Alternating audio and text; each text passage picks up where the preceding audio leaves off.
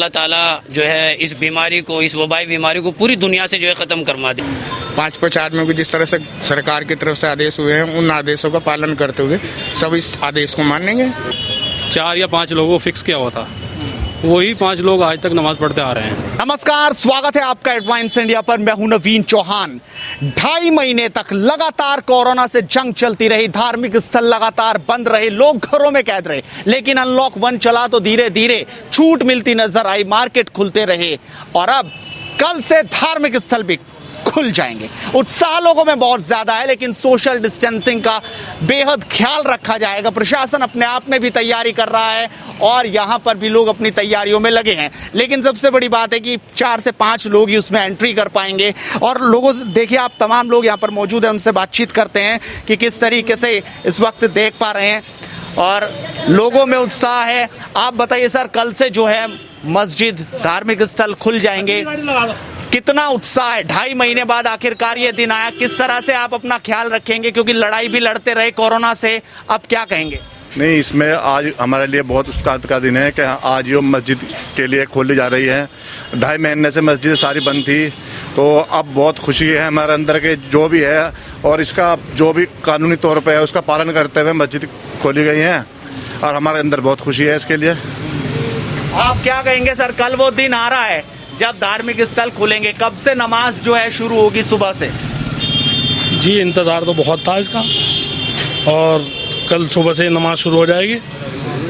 बाकी हमने अपनी तैयारी कर रखी है, जैसे सैनिटाइज के लिए मस्जिद को धुलाई सब कर दिया है। बाकी जैसे ऊपर से आदेश आएंगे ऐसे हम करेंगे। सर, किस तरह से तैयारी की गई मस्जिद में? अभी सैनिटाइज हो या फिर साफ सफाई का ख्याल रखा गया हो, किस तरीके से व्यवस्थाएं बनाई गई?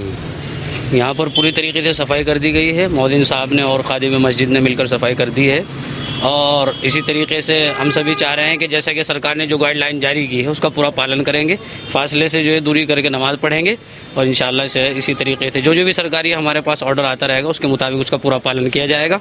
बस ये हम सबको खुशी है कि धार्मिक स्थल खोले जा रहे हैं। हम सरकार के इस हुक्म की जो है मुबारकबाद उनको देते हैं कि उन्होंने हमारे इस धार्मिक स्थल को, मस्जिद को जो है खोल दिया है।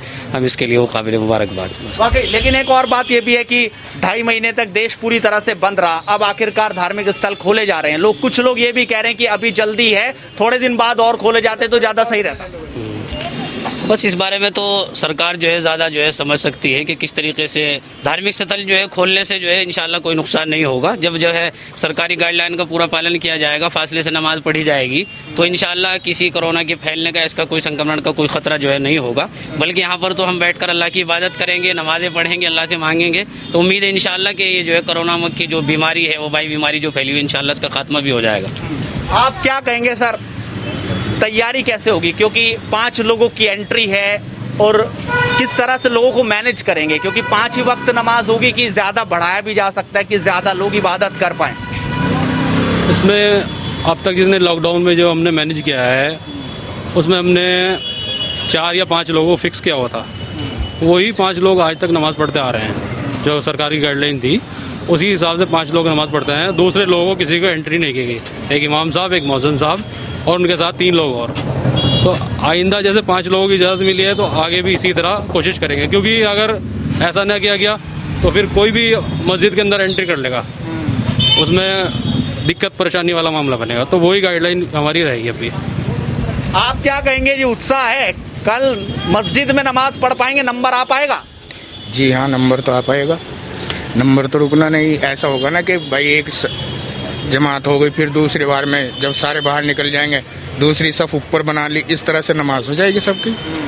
5 आदमियों को जिस तरह से सरकार की तरफ से आदेश हुए हैं, उन आदेशों का पालन करते हुए सब इस आदेश को मानेंगे। थोड़े थोड़े फासले पे, जो 1-1 मीटर के फासले पे रखा गया है, उस फासले का पालन करेंगे। आप क्या कहेंगे सर, कल मस्जिदें खुल रही हैं, तैयारी कैसी है? भाई, हमने सरकारी गाइडलाइंस के हिसाब से हमने पूरी तैयारी कर ली है। जो हमें बताया गया था, हमने सफ़े हटा दी गई हैं, सैनिटाइज के लिए इंतज़ाम किया गया है और जो 5 आदमियों की परमिशन सरकार ने दी है उसी का पालन किया जाएगा। 5 आदमियों से ज़्यादा नहीं आएंगे ऐसा हो सकता है कि 10-15 मिनट का टाइम देने के बाद 5-5 आदमियों की एंट्री होती रहे, नमाज होती रहे, सबको आने की वो होती रहे, क्योंकि काफ़ी लोगों में उत्साह है मस्जिद में आने के लिए। 2.5 महीने बाद आप मानते हैं बिल्कुल सही समय है अभी मस्जिद खोलने का, कि मस्जिद हो या फिर मंदिर हो, या फिर अभी और वक्त इसमें लेना था?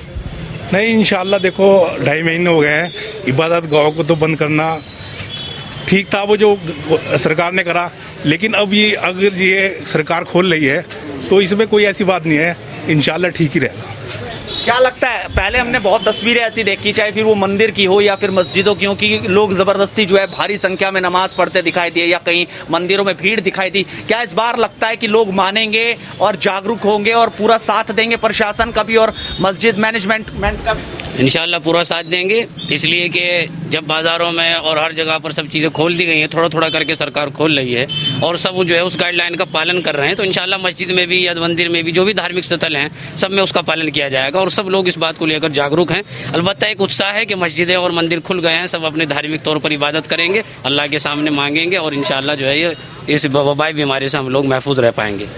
कल पहला दिन है, क्या दुआ मांगी जाएगी? क्योंकि देश संकट में, पूरी दुनिया संकट में है, भारत अभी भी लड़ाई लड़ रहा है लेकिन मामले बड़ी तेजी से बढ़ रहे हैं। क्या पहली जो इबादत होगी कल, दुआएं मांगी जाएंगी, उसमें क्या मांगा जाएगा? सबसे पहले यही दुआएं मांगी जाएंगी कि अल्लाह ताला जो है इस बीमारी को, इस वबाई बीमारी को पूरी दुनिया से जो है ख़त्म करवा दे, हमारे मुल्क से भी ख़त्म कर दे। और जो लोग इस बारे में जो है कोशिशें कर रहे हैं, हमारे डॉक्टर्स हैं या उनकी टीमें हैं, वो सब जो है लगे हुए हैं, तो उम्मीद है इंशाअल्लाह ताला कि जो है हमें इसमें कामयाबी मिलेगी और ज़रूर हम इंशाअल्लाह जो है इसमें कामयाब होंगे। लॉकडाउन रहा देश में, लगभग 2.5 महीने का लॉकडाउन रहा, उसके बाद अनलॉक शुरू हुआ। सरकार के फैसले कैसे रहे? अगर प्रधानमंत्री मोदी की बात की जाए तो कैसा फैसला रहा उनका? उत्तर प्रदेश के मुख्यमंत्री योगी आदित्यनाथ ने जो कदम उठाए वो कैसे रहे? पब्लिक के लिए तो बिल्कुल ये जो है सही था, इसलिए कि अचानक फैसला लेना पड़ा प्रधानमंत्री को या इसी तरीके से राज्य मंत्री को, वो ज़रूरी हो गया था, इसलिए कि जब दूसरे देशों से सुन रहे थे कि बीमारी जो है फैल रही है, बढ़ रही है, तो अचानक ये फैसला लेना पड़ा और ये फैसला बिल्कुल सही साबित होता दिखाई दिया। ये बात अलग है कि अब जो है ज़्यादा जो है संक्रमण इसका फैल चुका है बहुत से इलाकों में, देश के दूसरे राज्यों में, लेकिन उम्मीद है कि हमारे यूपी में इंशाल्लाह इसकी पूरी तौर पर जो है कैसे देखते हैं सर सरकार के कदम लॉकडाउन के दौरान भी और अनलॉक के दौरान भी? अब मोदी हो या फिर उत्तर प्रदेश के मुख्यमंत्री हो, क्या कहेंगे? भाई देखो, सरकार का ये काम था, सरकार ने अपने हिसाब से काम करा और इसका फ़ायदा हुआ है, ऐसी बात नहीं। जो शुरू में लॉकडाउन लगाया गया था वो उस हिसाब से ठीक था, अब अनलॉक कर रहे हैं, भाई आर्थिक स्थिति भी थोड़ा समझ जाएगी, अब थोड़ा थोड़ा खुल रहा है तो इससे और ज़रा थोड़ा सुधार हो जाएगा। संक्रमण के केस ज़्यादा आ रहे हैं लेकिन इसमें भी सुधार हो ही जाएगा इंशाल्लाह, ऐसी बात नहीं, उम्मीद सुधार हो जाएगा। आप क्या कहेंगे जी, कल नंबर आएगा मस्जिद में नमाज पढ़ने का कि नहीं? देखो 5-5 आदमियों की जब वो है गाइडलाइन, तो हो सकता है नंबर आ जाए। भाई दुआ तो ये करेंगे हमारा नंबर आ जाए, लेकिन वो निकलने के धक्का मुक्की है भाई हमारा ही नंबर आए। जो सहूलियत से नंबर आ गया ठीक है, नहीं तो दूसरे दिन तीसरे दिन अब खुलना शुरू हो। घर पे नमाज लगातार चलती रही? हाँ, घर पे नमाज, या दुकान पे है तो दुकान पे पढ़ते रहे भाई। जब लोगों में उत्साह है और कल पहला दिन है जब धार्मिक स्थलों को खोला जाएगा, पूरी तैयारी कर ली गई है, सैनिटाइज कर दिया गया है और अब यही है कि धक्का मुक्की ना हो, बारी बारी से अपनी इबादत करते रहें। इस वीडियो को शेयर कीजिए अपने साहब रोहित के साथ। नवीन चौहान, हेडलाइंस इंडिया।